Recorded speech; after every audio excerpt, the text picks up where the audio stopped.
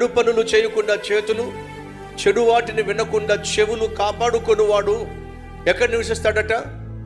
ఉన్నతమైన స్థలములో నివసిస్తాడు. నేలబారు జీవితం జీవించడు.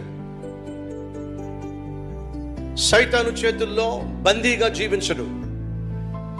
మన దేవుడు ఉన్నతమైన వాడు, ఉన్నతమైన స్థలములో నివసించువాడు. ఉన్నతమైన స్థలములలో ఆయన రెక్కల చాటున నివసించాలి అని మనం ఆశిస్తున్నట్లయితే చేతులను పవిత్రంగా కాపాడుకోండి. యాకోబు పత్రికలో ఈ మాట ఉంటుంది, పవిత్రమైన చేతులు పైకెత్తి. ఏ చేతులు పైకెత్తాలట? పవిత్రమైన చేతులు. మనం చేతులు పైకెత్తి ప్రార్థన చేస్తున్నప్పుడు ఈ చేతులు పవిత్రంగా ఉండాలి. మన కళ్ళతో దేవుని వాక్యాన్ని చదువుతున్నప్పుడు మన కళ్ళు పవిత్రంగా ఉండాలి.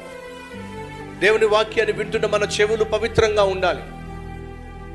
దేవుని సువార్తను అనేక మందికి పంచిపెట్టేటటువంటి, నడవడానికి వెళ్ళేటటువంటి పాదాలు పవిత్రంగా ఉండాలి. అడ్డమైన చోట్ల తిరగడానికి వీల్లేదు. అడ్డమైన వాటిని వెతకడానికి వీల్లేదు.